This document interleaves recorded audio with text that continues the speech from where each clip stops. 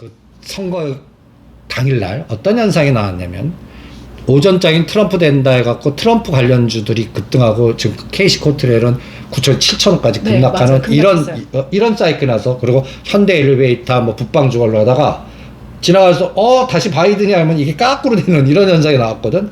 그래서 이러한 현대 엘리베이터나 현대건설이 트럼프 관련주 북방주 이렇게 찍혔는데 나는 그거를 이제 털어내자.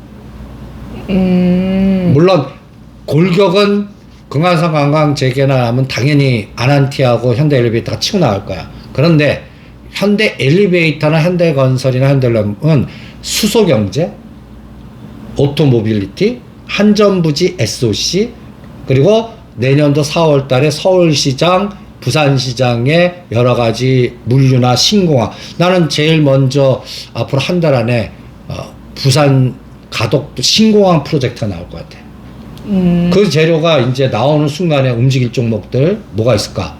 오히려 그걸 생각하고 또 하나는 한전부지가 본격화될 때 서울시가 추진하고 있는 27개 프로젝트가 동시에 시작하면 대규모 SOC야. 여기에 연결된 종목들이 땅 파고 흙 파고 또 영동대치와 뭐 현대건설, 현대엘리베이터, 특수건설 뭐 이런 등등등의 종목들이 지금 다 보면 바닥에서 그냥 반토막된 상태에서 기고 있어요. 여기서 거래량 수급되면 거기서 어떤 큰 에너지가 나올 것 같아요. 그래서 바이든 시대 때 지금 이산화탄소 배출권 환경 이건 누구나 다 떠드는 그러면 나는 그거보다 이제 다음 에너지가 나올 거 실전에서는 그게 나는 SOC 북방 그린 뉴딜. 그래서 SK D&D가 우리가 한번 큰 게임에서 요새 이제 SK D&D가 거래가 막 증가해. 맞아요. 거래량 좀 들어오고 있어요. 그것도 환경 관련 SK그룹이야. 그리고 이제 보면 현대 엘리베이터나 현대 롯데미 수소경제 충전소 이런 것들로 정의선 회장이 키우려고 그래. 그러니까 그런 종목들 중에 바이든의 북방과 연결돼서 실무진도 연결되고 또 우리나라 내부적으로는 내년도 미니 대선 선거에 SOC 프로젝트 연결되면 이게 오히려 KC코트렐 지금 10,000원대 따라가는 것보다 꼭 지금 KC코트렐 4,000원과 6,000원에 있는 종목들이 뭘 찾으라는 게 나는 이쪽 섹터, 북방 섹터, SOC 섹터 이런 것들이 아닐까. 그러니까 환경 관련 이런 종목들은 상대 속도 이미 다 알아. 그리고 너무 급등하죠. 그러니까 트레이딩 구간이 있는 게 많고 그 다음에 다음 섹터로 바이든의 대북 정책이 나는 오히려 성사될 확률이 더 높다. 이렇게 점수를 주겠어요. 네, 일단 뭐 바이든 후보 같은 경우는 외부적인 측면에서 직접적으로 해결을 하는 것보다는 다자간의 합의를 통해서 뭔가 이 시스템적으로 움직이는 것도 굉장히 좋아합니다. 또 동맹 관계를 중요시하기 때문에 전통적인 동맹인 한국, 일본, 호주 등을 함께 넣어서 좀 그거를 힘을, 협상력을 좀 가지려고 하는 움직임이 있을 것이다 라는 전망이 있으니까요. 이것도 함께 체크를 하시면 좋을 것 같습니다. 거기서 팔로더맨에 이제 중요한 분이 한번 등장할 것 같아요. 여기에서 그러면 그 대북 전문가가 누가 될지 모르겠지만 실무진 중에 좀 강경한 입장을 가지고 있는 사람이 될 가능성이 높을까요? 아니면 좀 우호적으로 이렇게 막 하는 사람이 나을까요? 지금 행정부 내에서는 죄송한 얘기지만 바이든 측근과 연결된 분들이 별로 나타나질 않아요. 외교나 국방이나 전 정부 인사들이 오바마 행정부 때? 오바마 행정부 때 그쪽과 연결된 인맥이라든지 이런 분들이 그럼 오바마 행정부 때 연속적인 그런 색깔을 가질 가능성이 크다라고 말씀하시는 거죠? 지금? 그쪽에 이제 외교 파트를 그때 했거나 네. 아니면 그 한미 관련돼서 군사적 부분이나 또 외교 부분에서 뭔가 책임을 지고 그분들을 많이 만났던 분 그분이 등장할 것 같아요. 네. 나는 그분 누군지 알죠. 누구죠? 정몽준 전 국회의원, 현대중공업 회장님. 지금은 아산재단 이사장으로 계세요. 아니 근데 선생님 저는 말씀을 듣다 보면 당연히 미국 사람이 나올 거라고 생각했는데 왜 갑자기 아니 우리나라 사람에서 그걸 연결시키는 파이프라인을 찾아야 되는 게 중요하잖아. 근데 왜 현정원 회장 쪽이 아니라 왜냐면 현정원 회장은 뭐 아산 해가지고 또 대북 사업도 했었고 우리가 아무래도 현대무백스 얘기도 하고 막 하면서 북한 쪽 연결고리를 얘기했었잖아요. 그게 이제 그 내부적으로 세부적으로 공부 안 해서 그래요. 현대 아산이 이제 무벡스 이쪽이 있고 그거는 우리가 인식적으로 그가 아산 사회재단, 아산 문화재단은 저기 그 현대 아산병원, 현대중공업, 정몽준. 정몽준, 아산 문화재단 재단하면 이사장 정몽준. 그러니까 현정호 회장 그쪽은 거기서 빠져나왔어. 벌써 거기서도 서자 취급이 있다는 거야. 그럼 이제 대북 사업에서 현대그룹은 큰 힘이 없다라고. 아니야. 일단은 뭐 그쪽 기초적인 지분을 현대 아산이 갖고 있는데 그거는 이제 북한이 그동안 이렇게 연결해서 그게 있겠지. 그리고 그게 움직이면 그래서 현대 아산은 비상장이니까 이제 무벡스가 상장되거나 현대 엘리베이터 영향을 받아서 같이 가겠죠. 근데 네. 앞으로 주축은 정몽준 회장이다. 그렇게 될 것 같아. 그럼 정몽준 회장이 주축이 되면 우리가 관심 있게 봐야 되는 수혜 종목은? 거기에서 관련돼서 지금 현 정부가 추진하는 수소경제, 거기도 수소경제 관련된 이제 기업을 분사했거든요. 네. 그 기업을 찾아내는 게 중요하겠죠. 네. 일단 정몽준 회장은 그동안 우리한테 축구하면 인식이 될 만큼 축구상이 굉장하셨던 분이잖아요. 근데 이분이 또 현대그룹에 또 적을 두고 계시기 때문에 앞으로 어떤 부분이 연결이 되고 또 우리가 그 부분에서 수혜주를 찾을 수 있는지 체크를 해봐야 될 것 같습니다. 정몽준 아산재단 이사장이 등장을 하는지, 등장을 한다면 어떤 역할을 하는지가 중요하다라고 하셨는데요. 이분이 바이든 그 오바마 정부 때 그쪽 인사들하고 인맥이 굉장히 커요. 그래요? 그러니까 어떤 연결고리가 있었길래 그럴까요? 거기 오바마 정부 때 한미 관련된 그 싱크탱크들의 모임들이 있었거든요. 그거를 책임지고 이끄신 분이 우리 정몽준 전 지금은 아산 재단 이사장님이시죠. 그분이 주로 그 부분을 했거든요. 그러니까 이 부분이 앞으로 한번 큰 물줄기를 한번 줄 것 같아요. 그래서 나는 여기를 들여다보겠어요. 현대중공업? 현대중공업도 분사를 했어요. 옛날 현대중공업이 4개로 쪼개졌어요. 4개로. 자사주 마법을 해갖고 요거 한번 봐봐. 요거 전에 한번 공부한 적이 있어요. 자사주의 마법. 자사주 마법. 2017년도 4월 달에 정몽준 지분 자사주 여기 보면 10%, 13% 갖고 있죠. 네. 이거를 현대 로보틱스, 현대 중공업, 현대 일렉트로닉, 현대 건설 기계 요 4가지로 합치면서 정몽준 회장 그 지분이 분할 이후에 인적 분할해갖고 10%대가 25%로 늘어났어요. 대단한 마법이죠. 그런데 여기에서 현대 로보틱스 난 요거 1차 그 다음에 현대 로보틱스? 현대 일렉트릭 요거 2차 요렇게 볼래요. 현대 로보틱스, 현대 일렉트로닉. 어. 그럼 주가 움직임 차트 한번 보여주시면서 왜 그렇게 생각하시는지, 어디에서 매력이 있는지 확인해 보면 좋을 것 같아요. 먼저 현대 로보틱스를 체크를 해볼까요? 현대 로보틱스 상장되어 있는 회사죠. 어디 아니 나도 봐야 돼 이쪽은. 현대 중공업, 현대 조선 대우조선이요? 아니. 현대 중공업이 있고 상장돼 있는 거는 네. 어디 한번 봅시다. 이럴 때는 현대 중공업을 누르면 돼. 현대중공업. 현대 중공업 하면 이제 그 나이스 기업 정보로 가는 게 좋아요. 네. 나이스 기업 정보 가면 계열사 중에서 이제 쭉 나와요. 상장돼 있는. 여기 보면 제조업이 30개나 되죠. 계열사도 많아.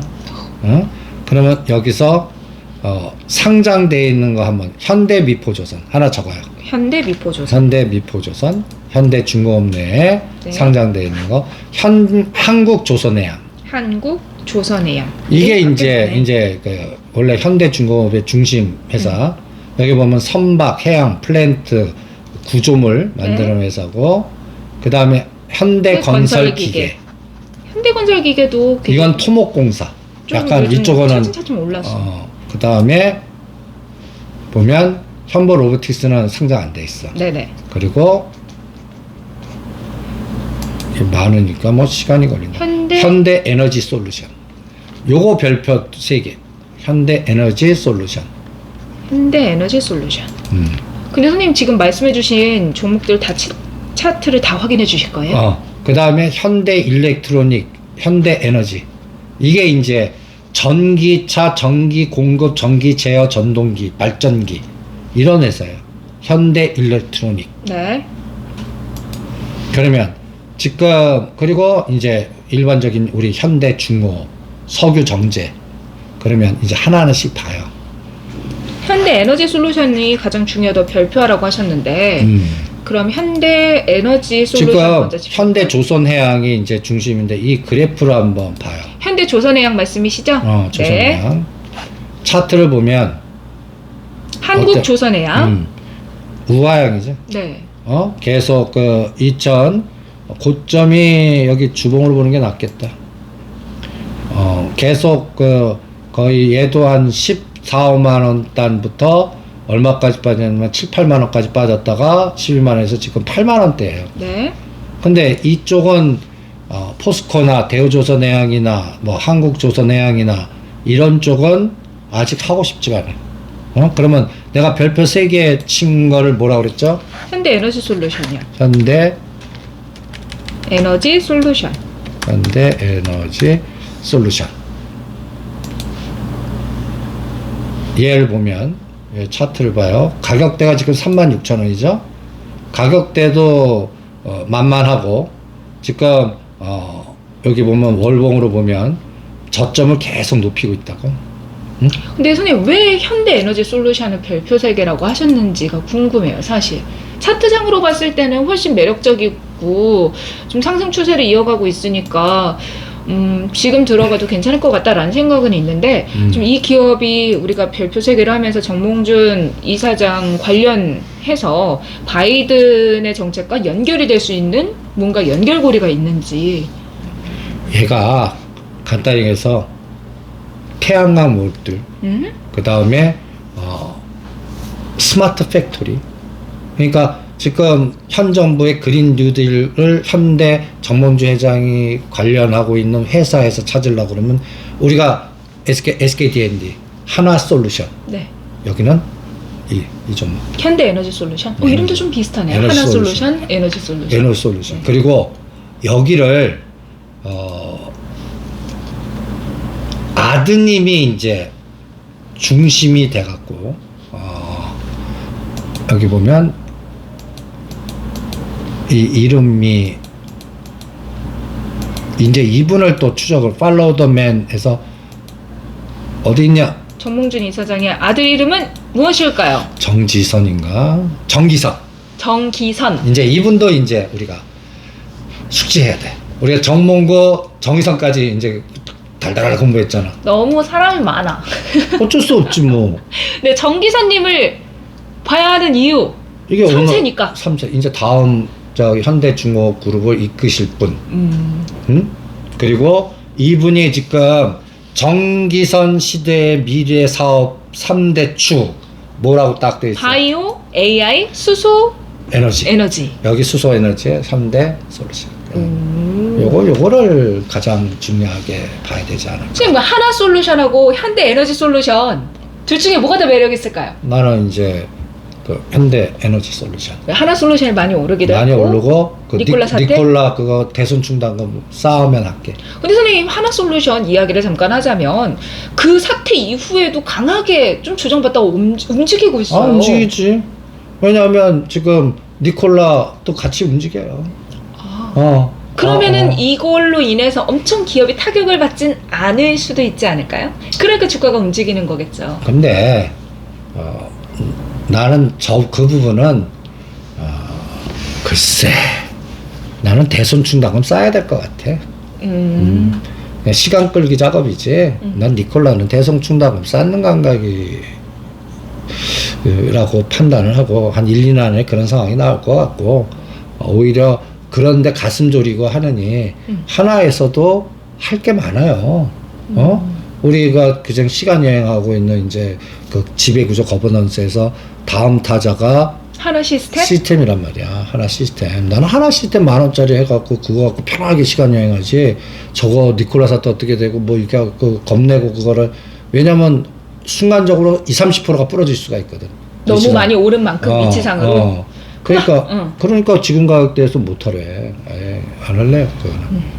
그러면 이야기 나온 김에 하나 시스템 대응 전략. 지금 위치에서. 지금 위치에서 네. 내다 적립서 사놓고 묻어두세요. 그리고 사놓고 계신 분은 쳐다보지 마세요. 선생님 근데 예전 같았으면 언제까지 기다려야 제가 이야기를 들었을 텐데 호텔 신라 우선주 뛰어가는 거 보니까 언젠가 기회는 올 것 같고 그때 가면 늦는다라는 생각이 드네요. 다만 좀 움직임이 느릴 수 있고 지배구조 관련해서 한화 삼형제에게 좀 더 지분을 쌓아줘야 되는 위치에 있기 때문에 그 부분과 관련해서는 분명 움직임이 있을 거다라면서 저희가 전에 다뤄드린 내용이 있어요. 하나그룹 관련된 이야기 니콜라 사태 관련해서도 정리를 했으니까 그 이야기는 지난번 이야기 영상 참고해 주시면 좋을 것 같아요. 그러면 이제 바로 봤던 매치로 조 바이든 정부 때 대한 국방 주한미군 핵 감축 그 다음에 또 남북 관계 국방 파트나 대외 파트는 어떻게 잡을까 이걸 얘기하는 게 중요합니다. 국방 대외. 이게 중국과의 전략, 남북 간의 전략, 그리고 그러니까 트럼프는 쿼드하고 쿼드 플러스를 해서 인도 태평양 전선을 만들어갖고 중국을 옥새 군사적으로 하고 막 이런 개념이 있었거든. 네. 그런데 바이든 정부 때 대중정책은 어떻게 될지? 대북 정책, 그리고 주한미군에 대한 시각, 그 다음에 핵을 어떻게 할 건지 이런 것들이 연결되는 구도가 또 중요한데 여기 증권회사는 그 부분 국방 외교 정책은 뭐라고 달렸어요? 근데 선생님 일단 우리가 좀 북한 관련해서는 여기서 조금 정리를 할 수 있을 것 같아요. 앞서서 바텀업 방식으로 진행이 될 거고 행정부의 그 대북 정책을 담당하는 사람이 누가 되느냐에 따라 성격은 달라질 수 있지만 오바마 행정부의 속성 그 성격을 그대로 가지고 가능성이 크다. 그러니까 현재로서는 오바마 큰 틀은 그런데 그때와 중국이 사이즈가 달라졌어. 그러네요. 그리고 중국이 이제 금융 정책을 통해서 사이즈를 키우려고 그래. 그리고 중국의 가장 큰 목표는 이렇게 얘기하면 대만 전복이야. 이제 선생님 우리 홍콩은 중국 얘기는 조금 이따가 지금 이야기 좀 정리하고 북한 이야기 정리하고 넘어가면 좋을 것 같아요. 그러면 이 대북 정책 관련해서 그걸 봐야 되고 핵과 관련해서도 유지를 해주는지 아닌지 이런 체크를 해야 된다. 그럼 주한미군 관련해서만 조금 정리를 해볼까요? 이야기를 안 나눠서. 그러니까 지금 그 트럼프 행정부 때는 딱 얘기 나오면 주한미군 감축, 방위비 북한 인상. 방위비 인상, 이게 나오잖아. 나는 이틀이 전면적으로 좀 바뀔 것 같아요. 주한미군 철수, 방위비 인상 반대가 한반도 정책에 대한 바이든의 입장이잖아요. 그러면 방위비 인상을 반대한다는 거는 주한미군 그대로 둔다는 거고 그럼 우리 국방 산업은 어떤 영향을 받을까요? 여기 틀이 사자회담에서 나올 것 같아. 이틀이? 그러니까 중국, 미국, 우리, 북한 여기다 일본을 끼울지 할지는 잘 모르겠어. 낄 것 같아. 그러면 트럼프 때는 끼는데 그러니까 우리가 농담 삼아서 아베를 트럼프의 귀여운 푸들 이렇게 설명도 하잖아요. 그런데 바이든의 실무진들은 당사자들끼리만 이렇게 모이게 할 수도 있을 것 같아요. 근데 오바마 행정부 때 오히려 일본하고의 관계가 더 유화적이었잖아요. 근데 이제 나는 이 밑에 실무진 구성에서 좀 색깔이겠지만 큰 틀은 변하면 없는 것 같은데 가장 큰 틀이 공생으로 다시 갈 것 같고 글로벌 밸류 체인이 다시 재가동될 것 같고 그러면 중국이 환호할 것 같아. 저렇게 그냥 그래서 그동안 죽었던 ZT가 상한가를 친 거야. 바이든이 되면서 그리고 SMIC도 급등하기 시작하고 그래서 어떤 논리가 나오냐면 나는 북한이 가까이에서 쟤네들 워낙 핵 감축 뭐랄까 핵을 감축시키기 위한 뭔가 국제적인 어떠한 뭐랄까 회의를, 그러니까 뭐 무슨 뭐 하노이 회담 뭐 이런 거 같이 해달 때 4자 회담, 그 다음에 조금 크면 6자 회담, 이렇게 가면서 그게 복원되면서 IEA 다시 등장할 것 같고 국제기구가 그러면서 중국과 미국도 북한도 이제 쟤네도 굉장히 힘들 거거든. 경제 이걸 해야 된단 말이야.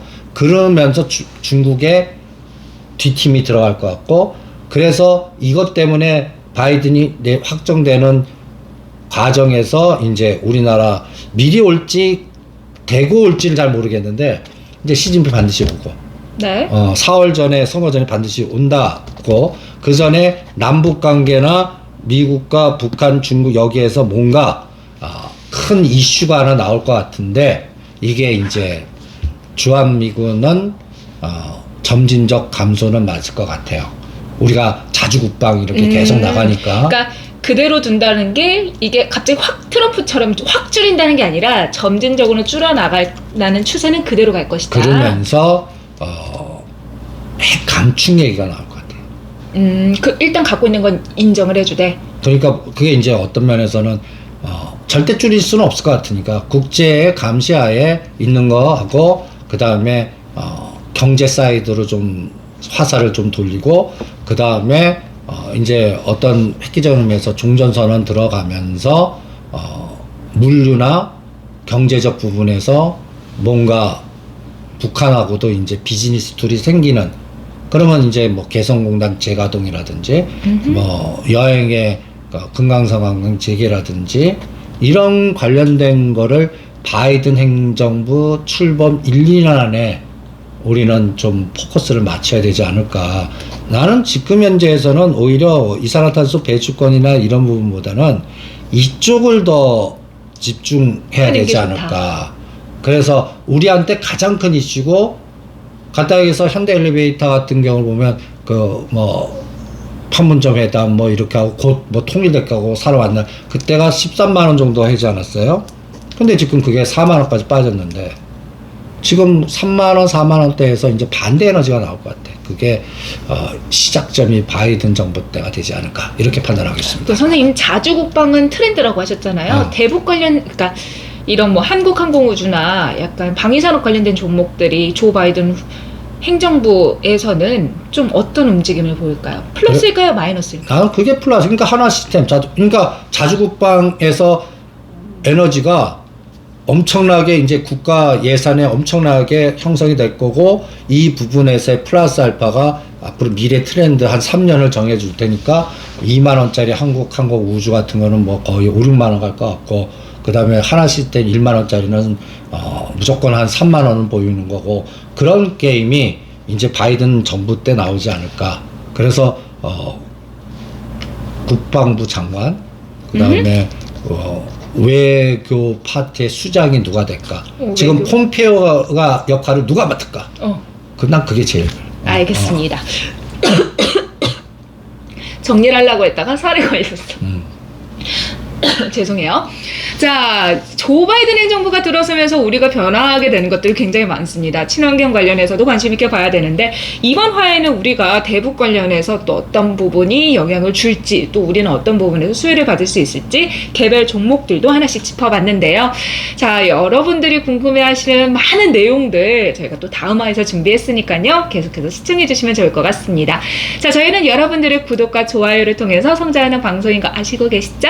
여러분들 주변에 좋다고 소문도 많이 내주시고요. 저희 이제 조금 있으면 라이브 방송도 하죠? 네, 일정 잡히면 말씀드릴 겁니다. 네, 그럴 테니까요. 여러분들 많이 기대해 주시면 좋을 것 같아요. 저희는 다음 시간에 뵐게요. 여러분, 안녕!